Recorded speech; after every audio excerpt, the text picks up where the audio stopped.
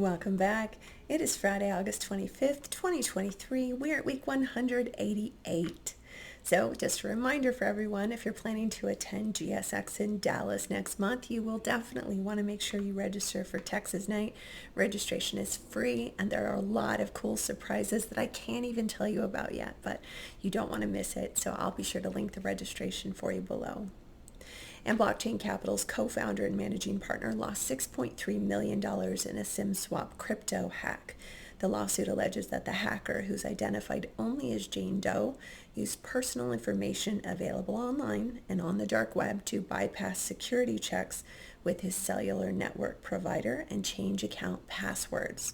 The hacker ordered a new cell phone after seizing control of his cell phone account and then ported his private cell number to a new SIM in a new device.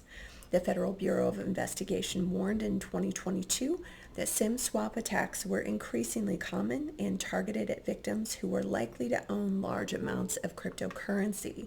The FBI estimates that $72 million was stolen in SIM swap attacks last year, up from $68 million in 2021. The lawsuit claims that the hacker used the victim's cell phone number to reset the passwords and pass two-factor authentication steps at several unnamed digital wallets, and then began to systematically steal the plaintiff's digital assets. A day before the hacker moved $6.3 million to their private crypto wallets, they wrote to the victim to brag that they could remotely hack anyone's number in the mainland U.S. in a message sent from one of his own hacked accounts to his work email. The hacker also tried to steal Bitcoin and Ethereum worth $14 million from a custodial cold wallet owned by the victim, but was blocked by a Blockchain Capital employee who had been notified of the withdrawal. This notification was the first time that the victim learned that their account was under attack.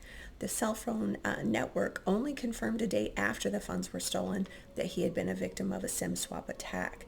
Around half of all the funds were moved to cryptocurrency tumbler exchanges that mix digital assets, which can anonymize those transactions and make tracing the stolen Bitcoin and other coins a lot harder. Stay vigilant, guys. Make sure you have all of your passwords, PINs, everything locked on your cell phone account to make sure no one can SIM swap you and port out your phone number.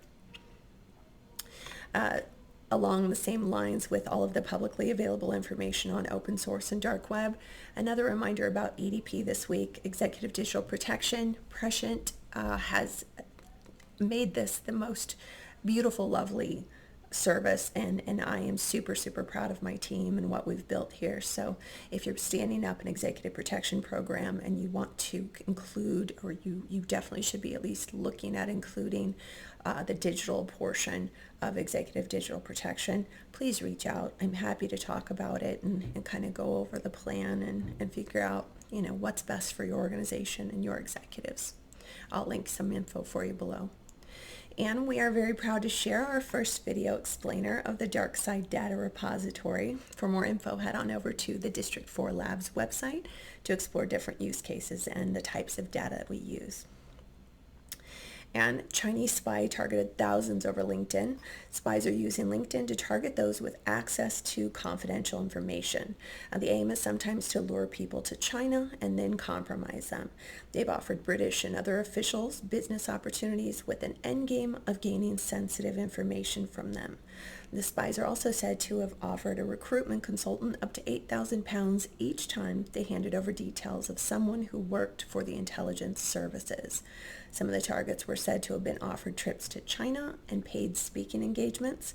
Others were asked to provide reports, which the alleged spy would then use to request more confidential documents with the aim of entrapment. It suggested this could involve trying to compromise targets who agreed to travel. Once they get you back to China, if you've shown vulnerability to them, they will attempt all the usual avenues for blackmail, which could include honey trapping, where they try and catch you in a sexually compromising position.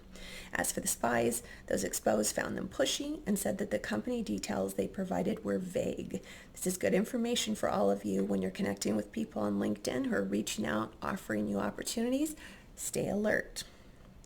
And other LinkedIn scams, 10 ways you could be at risk on the platform. Really helpful tips like how to tell if someone is scamming you on LinkedIn, 10 common LinkedIn scams to know about this year, how to spot fake LinkedIn profiles, And if you were scammed on LinkedIn, here's what to do. Really helpful stuff. I'll link it for you.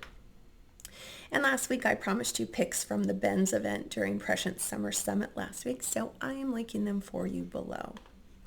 Other than that, that's what I have for you all this week. I hope everyone is well and staying cool. It's been a steamy hot week here in Chicago, and I don't mean that in a good way. So anyway, y'all stay safe, be careful, and I will look forward to seeing all of you next Friday.